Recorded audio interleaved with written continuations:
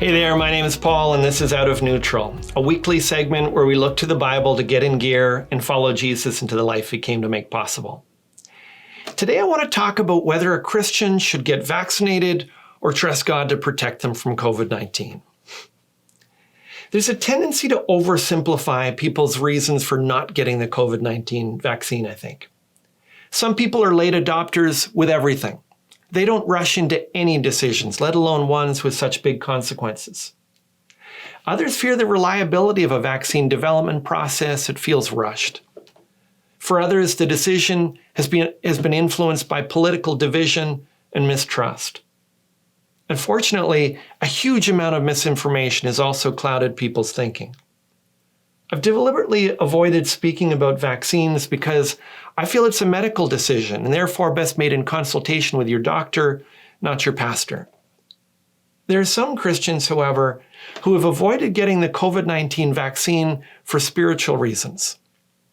And while believers may disagree on the application of biblical principles, I feel that I'm not doing my job as your pastor if I don't try to make clear some of the related teachings of the Bible as best I understand them. As I do, I'll try to remind myself and commend to you the principle often attributed to Augustine: in essentials, unity; in doubtful matters, liberty; in all things, charity. Now, with something as disruptive as a global pandemic, it's good and appropriate that Christians have turned to the Scriptures for guidance. Whenever we do that, however, it's important that we guard against looking for what we want to see. Many have found in the promises of Psalm 91, for instance, assurance of God's protection against COVID-19. Listen to the encouragement of these words from Psalm 91, 5 and 6, for example. It says, "You will not fear the terror of the night, nor the arrow that flies by day, nor the pestilence that stalks in darkness, nor the destruction that wastes at noonday." And again in verses 9 and 10, "Because you have made the Lord your dwelling place, the Most High, who is my refuge. No evil shall be allowed to befall you, no plague come near your tent." These are incredible promises of God's protection for those who put their trust in the Lord. It says there's no need to fear the pestilence because no plague will come near your tent. Surely that settles it, right? Christians can't get COVID-19. Or can they? When you see an isolated verse, it's always important to read on for more context. If this psalm is an absolute promise that people who trust the Lord are immune to viruses, we would also have to conclude that believers can't be harmed by animal traps, arrows, lions, or snakes either, because all of those things are mentioned in the psalm. But we know that's simply not true.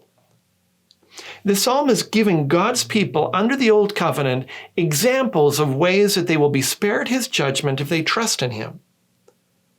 We don't tell injured war vets that God would have kept them safe if they would have had more faith. And we don't quote Psalm 91 when we're saying that to them. Many, many earnest Christians have died from COVID-19. And it wasn't because they didn't trust God or because he wasn't faithful to his promises. Interestingly, Satan used this very psalm to try and tempt Jesus in very much the same way that people are being tempted with the coronavirus today. In Matthew 4, verse 5, he took Jesus to the top of the temple and told him to throw himself down as proof that he was God's son. Then he quoted to him the verse in Psalm 91 after the one about the plague not coming near your tent. He said, "If you are the Son of God, throw yourself down, for it is written, he will command his angels concerning you.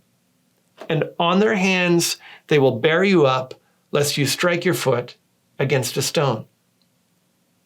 Satan is trying to convince Jesus that if he really trusts in God and his promises, and if he is the Son of God, he can jump off the building with the assurance that the angels will rescue him.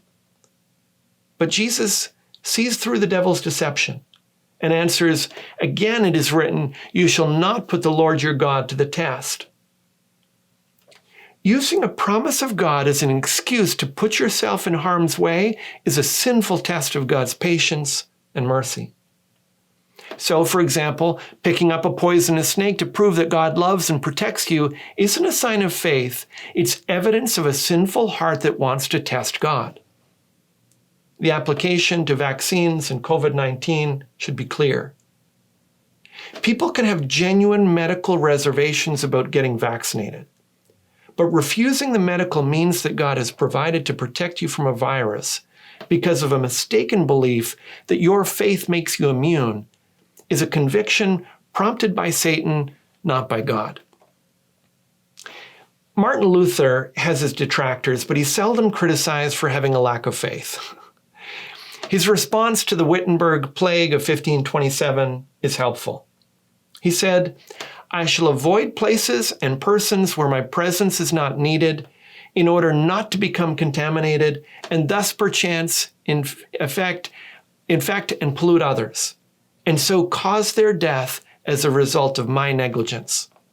If God should wish to take me, he will surely find me, and I have done what he has expected of me, and so I am not responsible for either my own death or the death of others." May God give all of us wisdom as we seek discernment in these things. As Luther reminds us, it's not just our health that's at stake, but those around us whom God has called us to love. That's all for this time. Today's video has helped you get out of neutral. Share it with your friends and subscribe to join us on the journey.